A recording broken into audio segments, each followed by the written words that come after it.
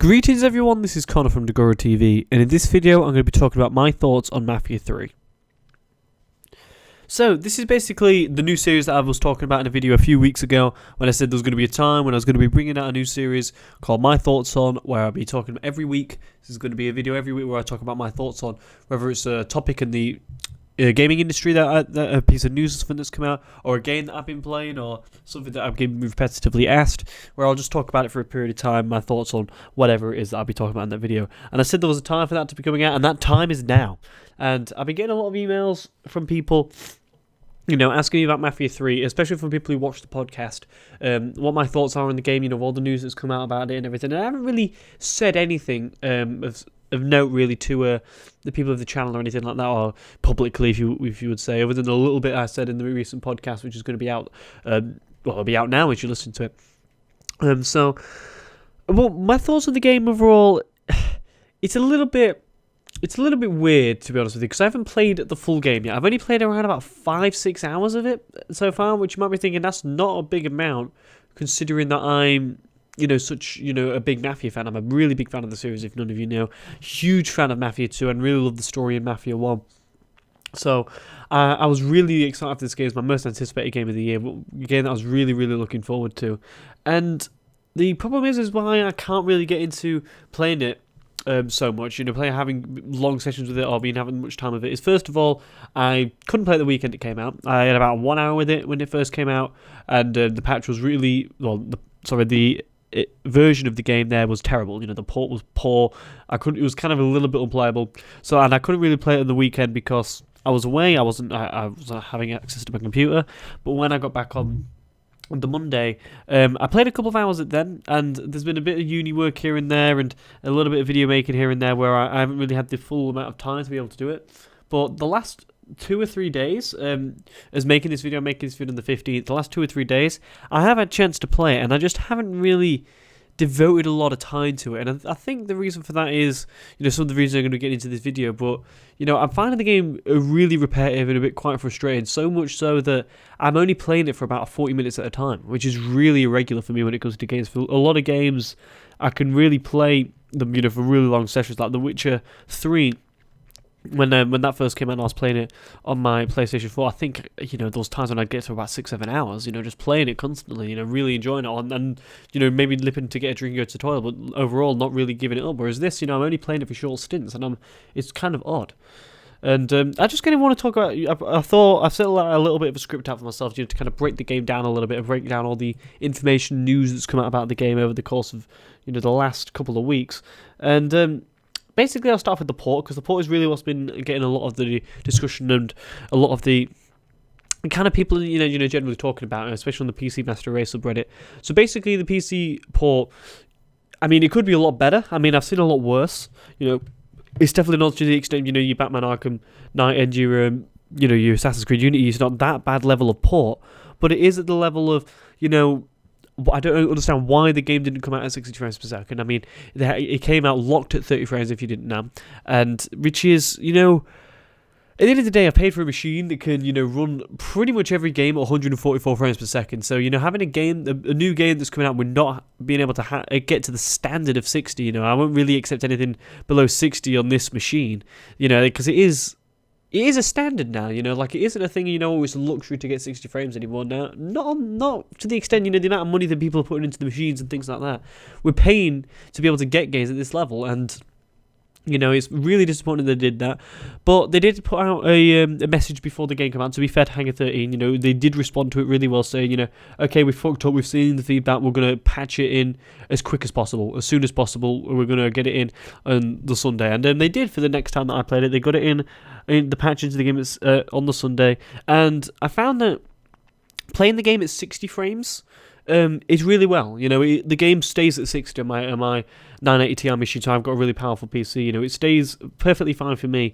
But the problem is that when I go to unlimited, which it was what I obviously started on first, it's really erratic. It will go from 90 and drop to 40. It's really, really inconsistent. It's really, and then in the cutscenes it will go to 144 frames. It's really, really odd. It's like really not well optimized at all. The PC port of the game, but when I was, also when you put about 60 and playing the game a bit more, there's also issues with draw distances. I haven't really had the issues of the popping low textures that other people have had, and I've seen those videos of people, just generally driving around, and then low textures are just taking over the roads and things like that to make the game kind of look awful. One of the videos that I saw that kind of really talked about that was Lazy Peon's video, where he was basically covering Mafia 3, and these low textures kicked in, and there's been issues like the sky and Angry Joe. There's been a lot of glitches, and the glitches on my phone have kind of been a bit lucky. I've had some here and there.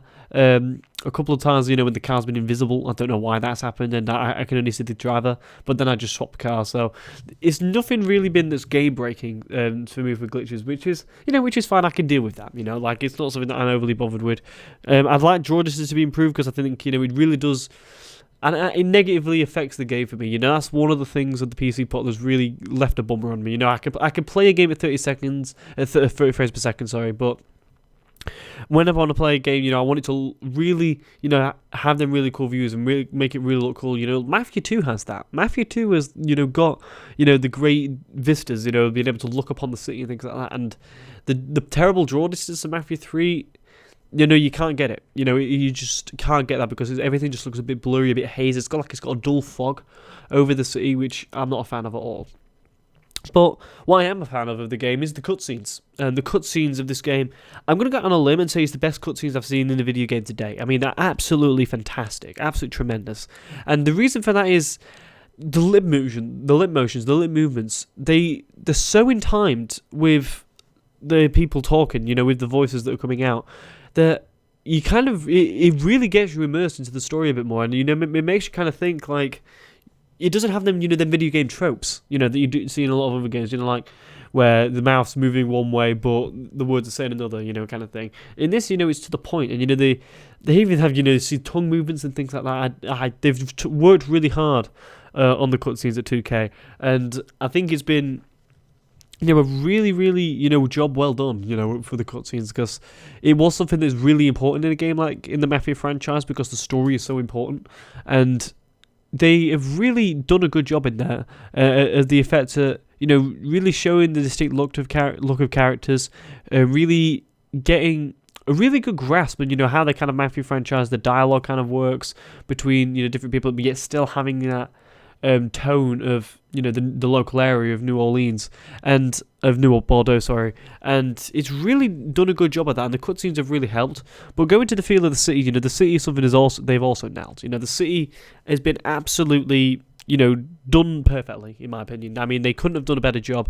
It had, the city feels alive. The districts are all very different from each other. But it doesn't, you're not looking from it from a distance and thinking that's that area. It does blend in a way, but you know what area you're in, when you go into the certain places, and I think that's a real good job on that. And the music of the area, fantastic soundtrack of the game, of being able to, generally feel like the world is the main character, the city is the main character of the game, which is something that I know Hayden Blackman said in a few interviews, and they've really, you can tell they've took a lot of care and a lot of detail in that, and I've really appreciated it, because it's the worlds that we play games in why I'm really interested in them. And I think that playing Mafia 3 and as good as a world it is really something that's kind of kept me immersed in the game. That and the cutscenes and the lively world and everything, and seeing the people around reacting to you in a good way, I think that's really, really interesting. And something that's really been improving in video games, really, from, this generation. I think this generation, we've really got really good at that, people reacting to the character now. Whereas before, on the last gen, there was games that stood out, obviously, but this gen it's really come on, and I think that Mafia 3 can really be a staple of that in this generation. For, Mafia 2, people would react to you if you whipped a gun out, but all in all, you couldn't talk to people, you couldn't really do anything for people other than punch them or whatever, whereas in Mafia 3, people will have comments to you, on your race, you're not allowed in certain shops and things like that, and I think that's really a kick up in improvement quality compared to Mafia 2, and I'm really impressed to have them able to do that. Also the story as well. I mean, I'm only at the point where I've taken Point Verdun and River Row, so I'm in the beginning elements of the story so far. I've still got quite a way to go when it comes to the game, but so far the story has been fairly, it's been stellar. It's been impressive.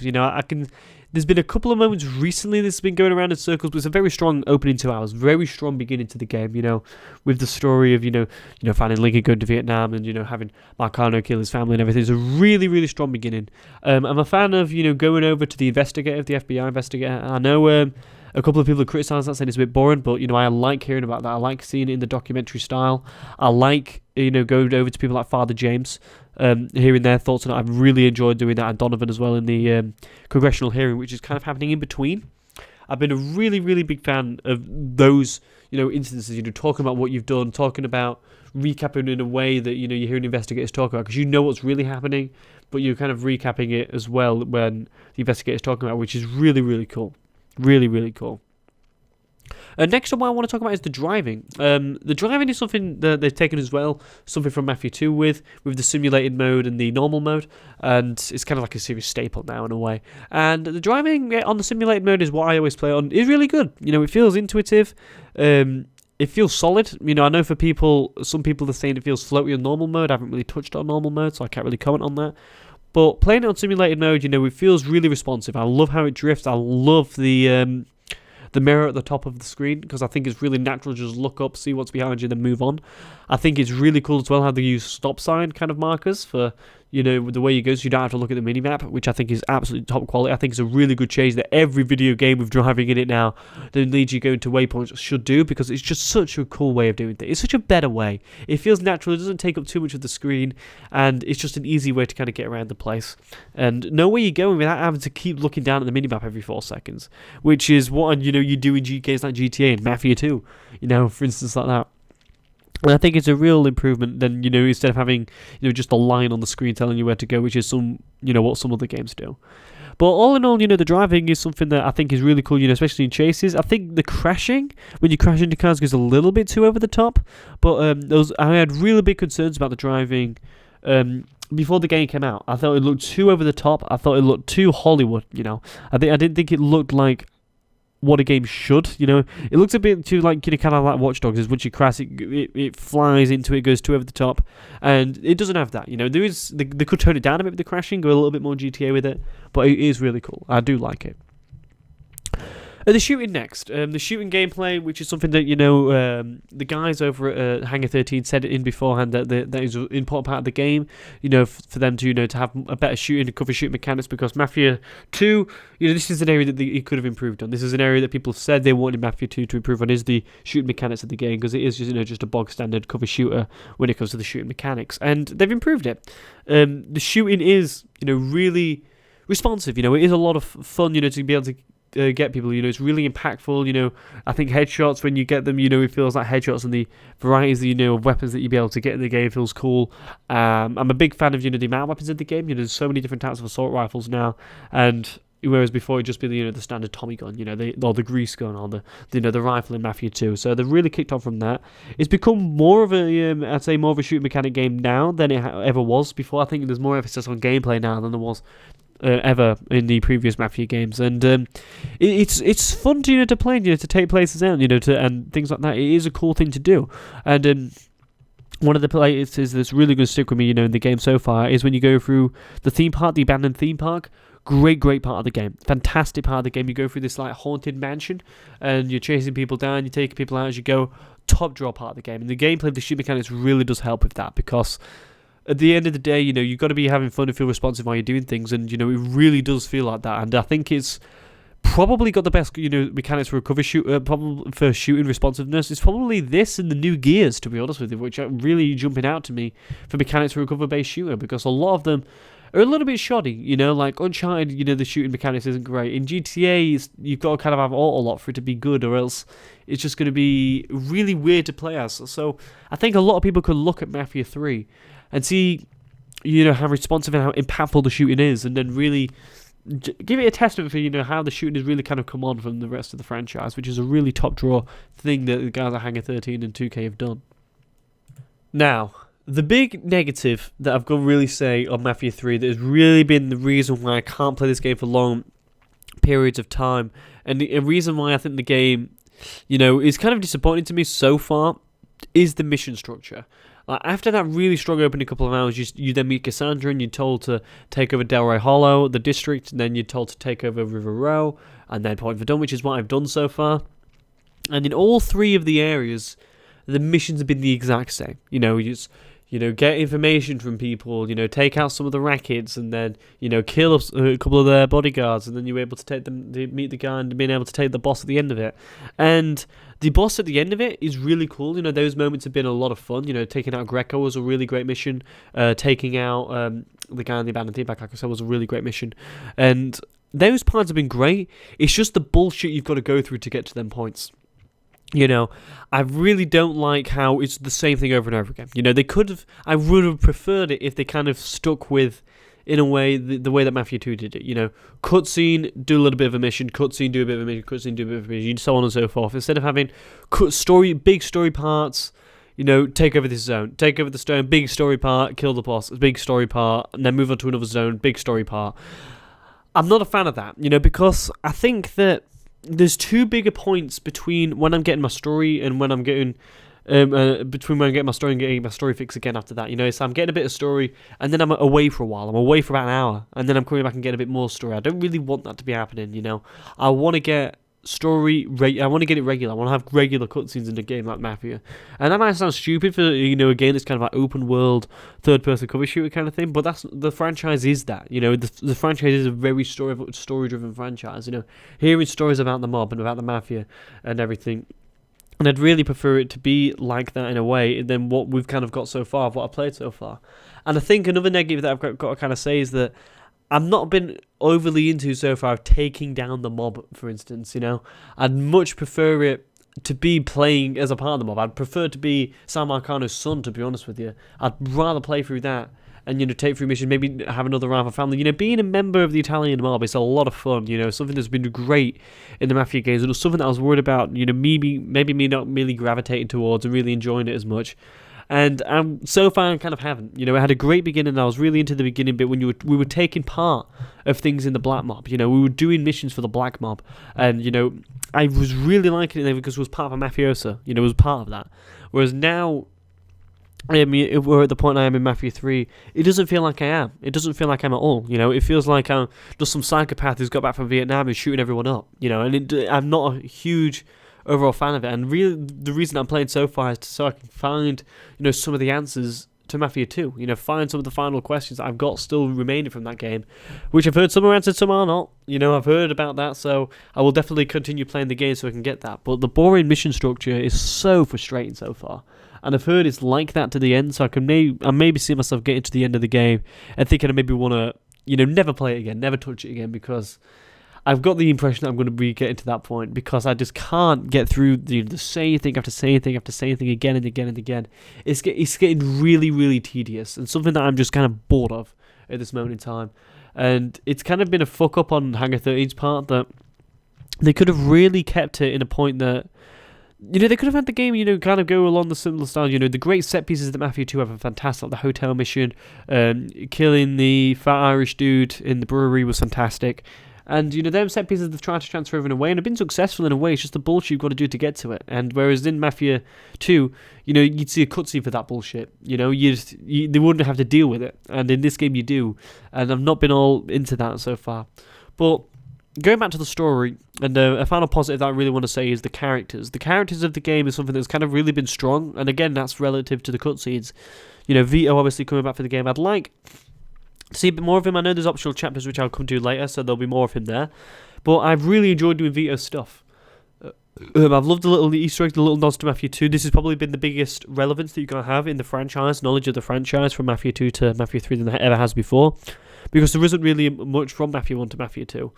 But Mafia 2 to Mafia 3, if you've played Mafia 2, you're going to get a lot more of the references, a lot more of the Easter eggs, and get a lot more, I think, enjoyment out of some of the story elements, and everything, like seeing, Vito again and stuff like that, and, hearing about him, being in the war and everything, and hearing about him, killing Falcone, and it's been really great to hear that stuff, and in the investigative point of view, it really feels like we've come past that now, come into the future, which we have done, and it's a lot of fun, to be able to play through that again.